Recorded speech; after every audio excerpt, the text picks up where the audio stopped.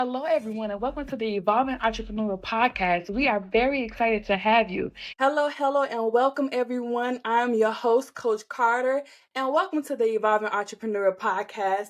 I'm super excited today. You guys know I'm always excited because I'm always excited about the guests I bring on here. I don't bring anybody on here, and I'm actually intrigued by the people that I do bring on here, not just for my learning and getting to know more of, but also for you all.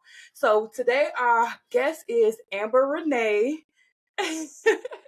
And I'm so excited to have Amber. She is, her company is a.renee .creativestudio, and she is a photographer and more. So I'm going to have her go ahead and explain a little bit about that in just a second. But the reason why I bring these people on too, just to understand the evolution, most people that come on here are juggling more than one thing, right? It's an evolution how we get to where we are from initially where we started. So tell me, how did you get into the photography business?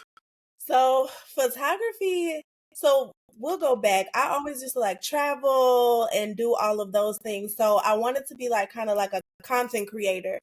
And so I like started buying the cameras, buying all of the equipment, and then I was like kind of falling off a little bit, but I knew that I enjoyed creating content. Like that was something that I really wanted to do. So I always loved taking pictures. So I was like, you know what? It was the pandemic. Everybody was doing absolutely nothing. So I was like, this is my time to kind of explore Yeah. I love to do. So it kind of grew out of that. I knew I didn't want to do like family portraits or like weddings. That like scares me totally. I knew I wanted to do something in the field of what I love to do initially, which was content creating. So then that became the idea of like working with brands, working with influence, working with content creators, and kind of meshing everything together. So that's kind of where it grew from. Yes. And by the way, she's my photographer. She's the photographer for my clients, and she's amazing. First of all, I am not photogenic and I'm not a model, but she makes my pictures look bomb always. We hold it out. No. Yes. So Amber, I know you're in the school system. Was you in the school system during the pandemic? So were you like working from home? Yeah, so during the pandemic, I was actually a preschool teacher. And gratefully, we still had our jobs during that time. So we were doing online work, like sending the parents different things to do. So I was still working, but then, at home. So you're like working, but you're not working. So I had a lot of free time to kind of explore. Yes. And Things. you know what? So far, so many people that I brought on here have started their business during the pandemic. I started mine. Yes. And I love the idea that I don't love what happened that caused the world to shut down, but I love that it kind of gave everybody a pause to think about what do I really want to do? Like, am I doing what I really want to do? And a lot of people had started businesses or had turned their hobbies into businesses during that time. For me, actually, I had started my business right before the world shut down. Like, I literally found my LLC. I was happy, and then the world shut down. And I'm like, wait a minute, this ain't gonna go good. But for like a lot of people, it turned out to be more so of a blessing than a hindrance, Mm-hmm. right? So I hear you're saying content. And I know like content creating, it's like a millennial thing and younger, right? Yes. So with that being said, it kind of some people feel like, oh, content is it something serious? Like, how do you feel about content creating and how the world views it? Oh, that's a good question. That's a loaded question because you have like some people that are like, okay, like it's content creating, but it's never going to get you anywhere. It's just for fun. Whereas other people, this is their full time job. This is what they do on an everyday basis. Yes. So I think it really just depends on what you take it for. Like my mommy page, like I really want that to be a place in a community, regardless if I get brand deals or anything. It's more Right. a community for moms to see me doing things and know that they can do it too. So I think it depends on the individual and what you want out of your content, and why you're doing it. Yeah. I hate when people like look down on it. It's like just let people live. Yes, and I think you said something very important. Why are you doing it? Because content creating is, oh my god, it's so hard. And you know what? It's not the, oh, you just take pictures. The hardest part about it, and you tell me from your point of view, the hardest part to me seems to be consistency. That's where a lot of people fall off. Yeah, that consistency piece and like being consistent even when you feel like no one is watching because somebody is always watching you. Yes. But when you get like one like and you're like, dang, I worked hard on this video and I got one like keep going, right? That part is that is very hard. So how do you stay? I know that it's hard, and I understand. Like even I think when I actually met you, I don't think I liked a single picture on yours. Like when I saw you when I was looking for you, but I reached out. I like that your content. I like what you're doing, and I reached out, and eventually, like it brings money, right? So with that being said, sometimes you don't get the likes or the after you do something really hard and put a lot of work into it. Like how do you keep going past when you don't see the improvement? I think for me, it goes back to like why I'm doing this. Cause I have some followers that are like consistently commenting on my stuff and then I have to just think about them, right? They're looking at this, they're looking for me to put something out and I'm doing this to show other moms that they can do this as well. So just going back to the root of why I even wanted to be a content creator or why I'm putting all this content out, I think that kind of helps me push through. Like today I had the day off and I was like, you know what, you're off from your regular job, but you're gonna shoot some content today. And I didn't Yeah. feel like it. But I know that one, people are watching and people want to see it. And two, I have a personal goal that I want to reach. And in order to do that, I have to keep pushing because you never know where you're going to get until you keep going. Yeah, and you never know when it comes to content creating in social media. You never know when you're gonna take off, when you're gonna get that viral video that might set the tone for everything else. Exactly. And so, Yes, and that's very true. yeah. And I know you were saying that I know that you're a photographer, right? And a phenomenal one at that. But you really enjoy content creating, and that's how you started off that road into being a photographer. And I think that's very important because some people think that the money just comes from the likes, and you can have millions of likes, but that doesn't mean that that's where the money comes from. It Mhm. comes from like sponsorships and deals and different things that you spring out to. Like for you, you turned what you love doing for yourself also into a business, and Mhm. that brings money for you, even if your content may not at the moment at that time wasn't bringing money to you. So Mhm. for people who are in your like the same shoes that you are in with content creating, what are some ways, like how did you get to the point like, hey, I can turn this thing that I'm doing into a business? Like I know some people who may be cooking and then they turn around and make recipe books. Like how do you all get to that point? I really think it like comes down to first of all, you have to have a passion for it because you can't just kind of, you know how sometimes you just do something and you're in it for the money? You have to like it because, you know, after you get in it for the money for a little while, you'll be like, I don't even really enjoy doing this. I actually hate it.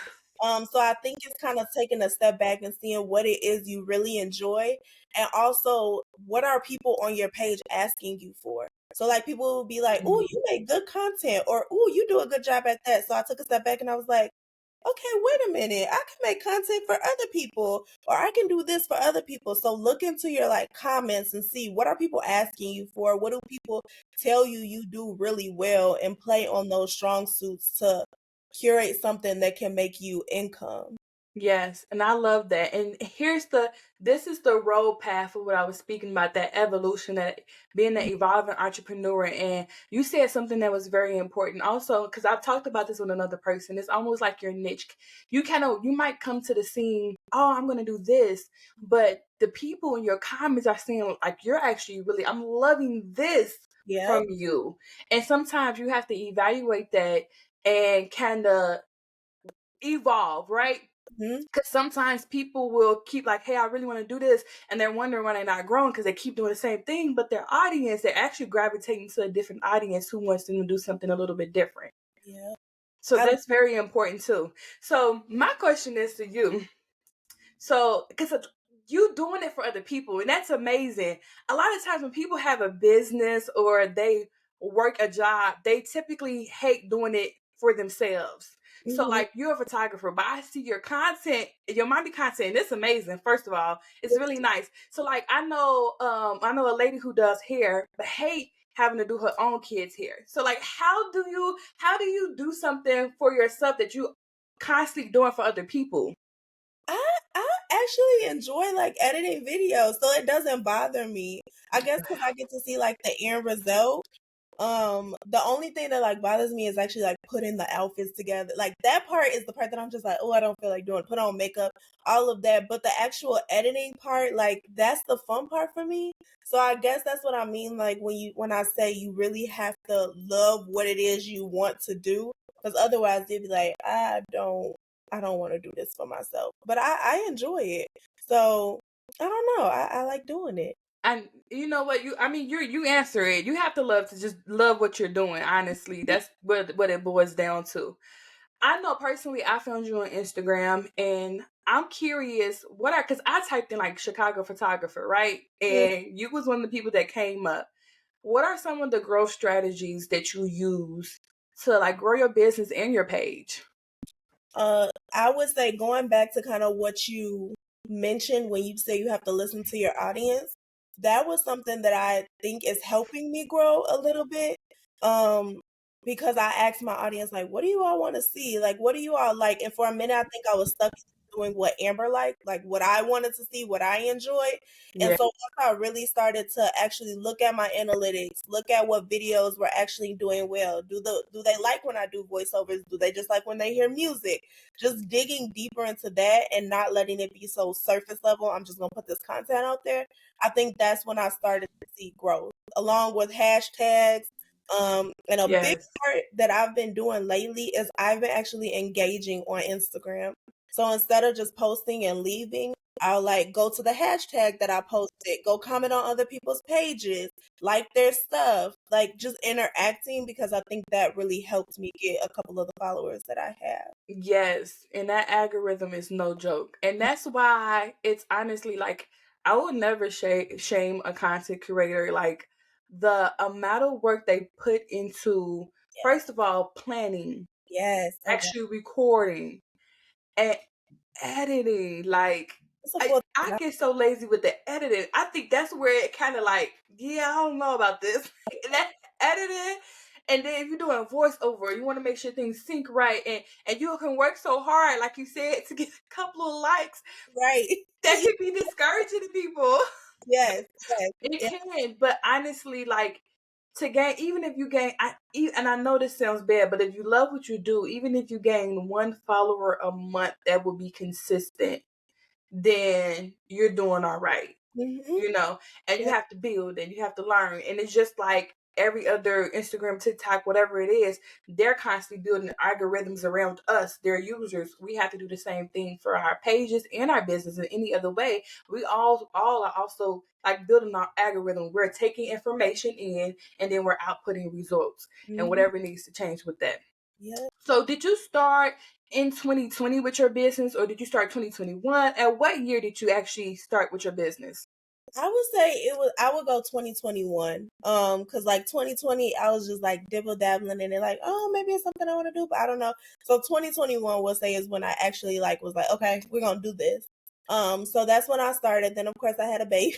So it like dribble You dabble. had a pet. You sure did, because our baby the same age. So then I was like, hey, what am I gonna do here?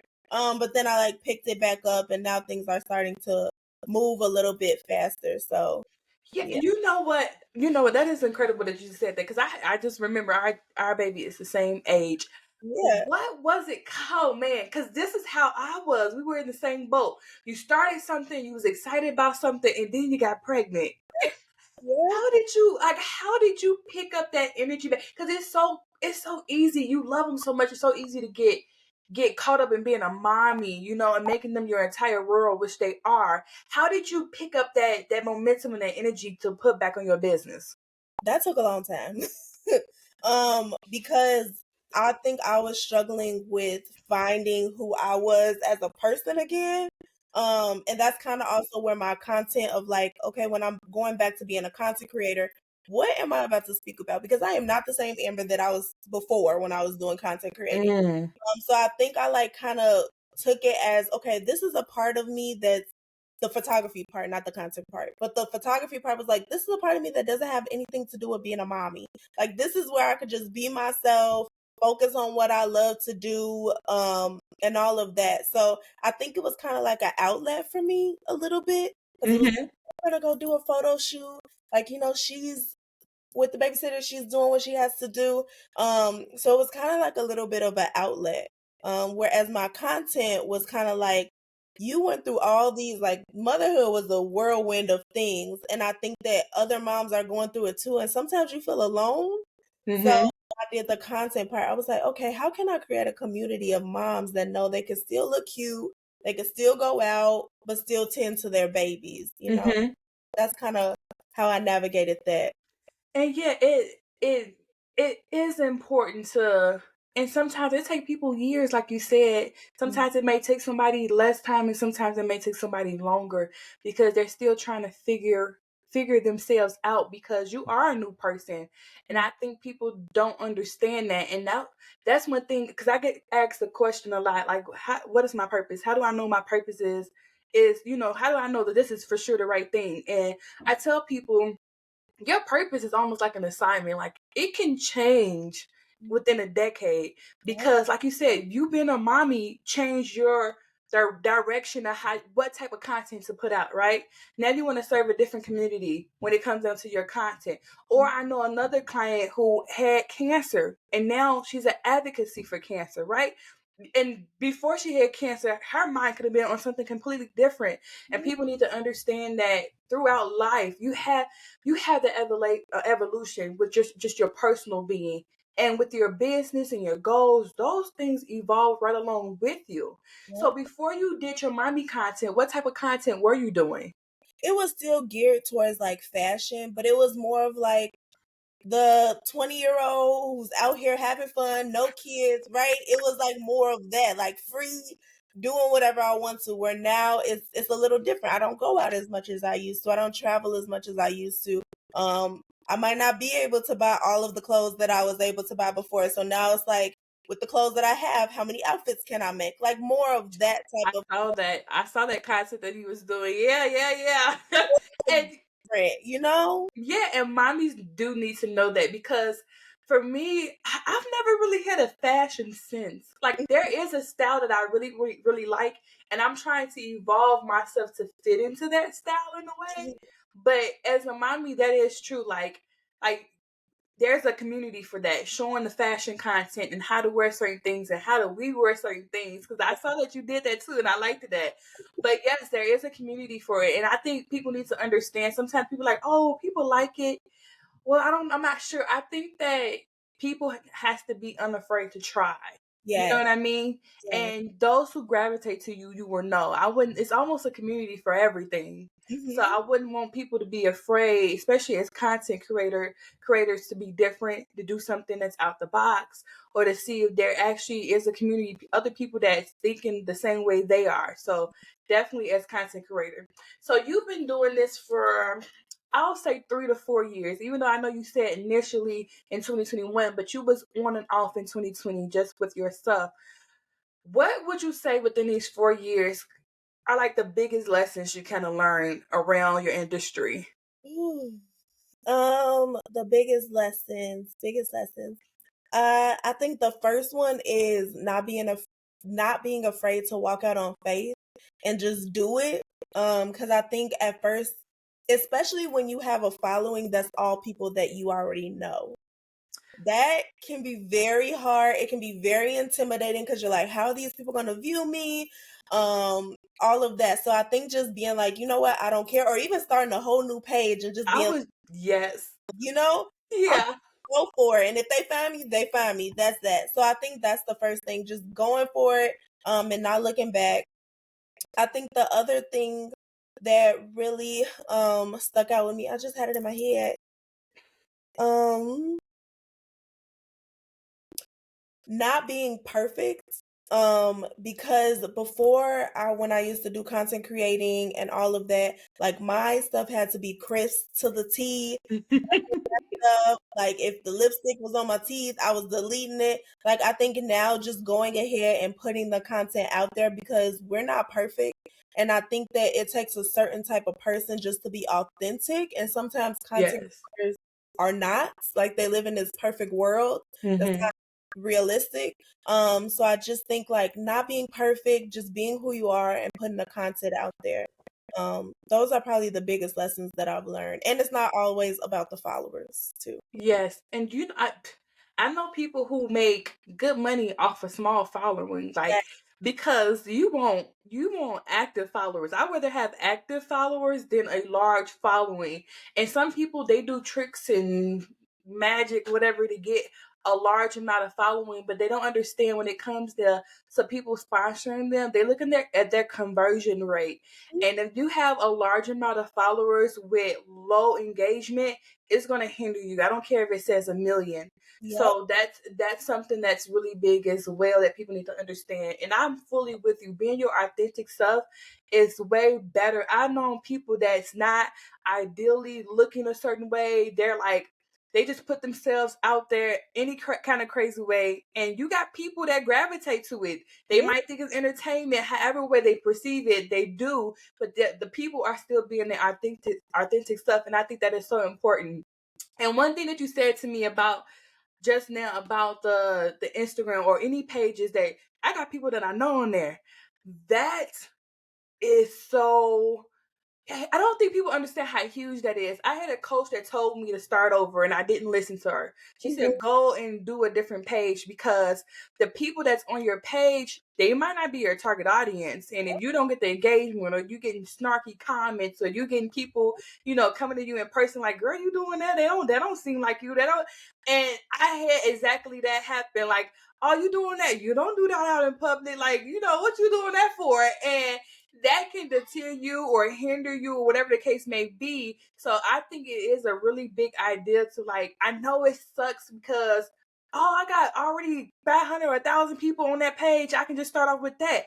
But Mm. starting your own page, it really might be the best way to go. Yep, yep, it does. Cause like you said, it's the engagement piece, and also that is not your target audience, so they're just gonna keep scrolling, right? People from high school, from college, they don't care about the fashion that you're wearing, right? So it really has to do with narrowing down to your target audience and who you want to serve. That is very true. Mhm. What are some ways that you stay motivated to continue to like put out content and to have the desire, like you said, you have goals. So Mhm. what keeps you motivated? And I understand like having a child, you know me, my child. So far I think every photo shoot, my child was there. So like juggling that, and I know it's a lot. Like what keeps you motivated day in to day out, and you also working a full-time job? How do you stay motivated through this process to continue growing your business? Yeah, I I would say that my goals, that what I want to reach eventually, and the community that I want to build, I think that kind of keeps me motivated. I wasn't as consistent last year, and this year, I don't know, there's just like this fire in me that's like, girl, you got to do this. And having a community of people around you who motivate you, who are like, girl, like I went to my hairstylist and she was like, I saw that video you put up and that was really cute, right? My friends are calling me like, girl, I saw that video. That was really cute. Or just even the girls that I reach out to on Instagram that reach back out to me. One Instagram content creator, she messaged me and she was like, I just love your content. Like, I look up to you. And I'm just like, oh my God. Oh, I think that just having that supportive community around you, around me, really keeps me motivated to what I'm doing because I know there's people out there that are actually watching, regardless if I get one like or two likes, right? There's still people watching me, and I feel like I have to show up for them. Um, yeah. and Almost also, that accountability factor. yes, yes. And also just Instagram to me sometimes is also a little journal or a little diary that I feel like I can go back and look at and be like, "Oh my god, this is when I took my baby to the pumpkin patch. Like here's the video." Or, "Oh my god, this is when I like we were just talking about like, body image and like going to the gym and stuff, like just looking back and being like, girl, I lost 10 pounds. I used to look like this. Even those like transitions in video on Instagram, it's like your own little diary, you know? Very true. Yeah. Very true. And I get that too. Cause with my family page, I go back and look on there and I just see my baby. I'm like, oh my God. I'm like, hey, look, she was so little.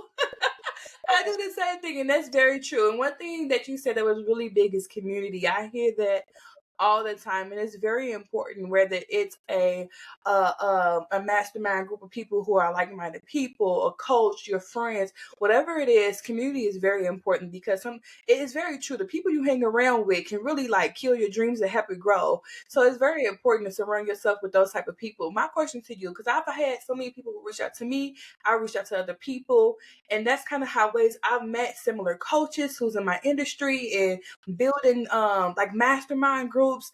We have done this through reaching out through each other on Instagram, complete strangers. What are ways that you build your community?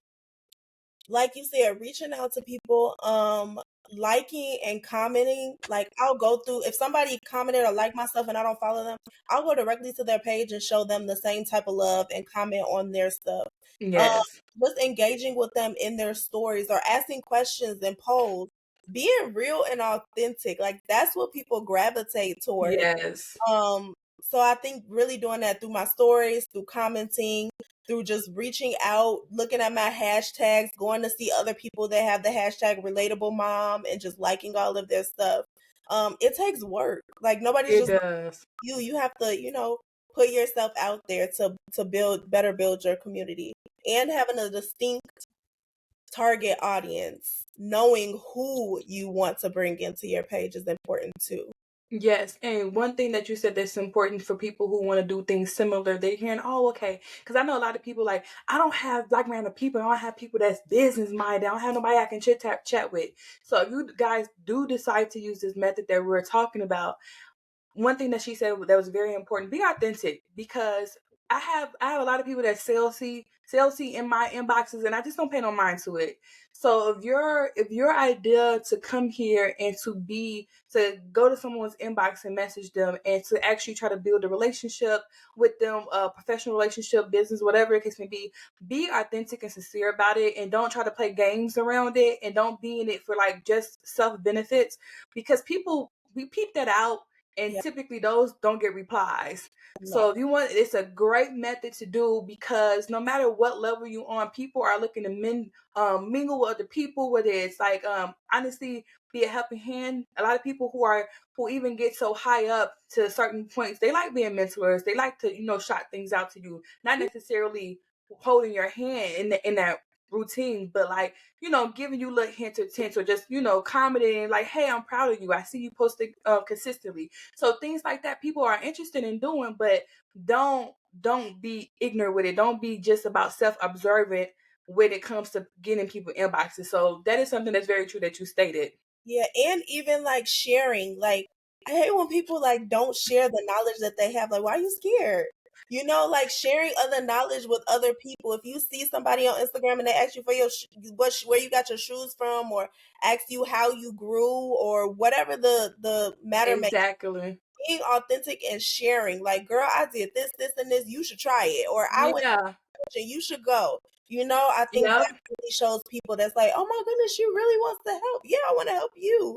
What's meant for me is for me, and what I don't get, maybe you could get. Absolutely. We're not in the industry of gatekeeping. And that's been a lot of people that I've been surrendering myself around. We're not in the industry. What I use, here go the softwares, it's from X, Y, and Z. Because at the end of the day, what's gonna make you different and how you reach your people is you being authentic. So that's how you're gonna get your people to gravitate to you. And it's funny that you just said that, because my next question is, what are the things that you see trending that are actually helping content creators, even like in your specific field, your niche? Like, what are some things that are trending? Is it like get ready with me's or whatever the case may be? What are some things that are trending that other people can like, hey, I can actually try that? hmm I in my like industry right now. First of all, make sure you're using trending audio, because that's always going to take it to a different level. Yes.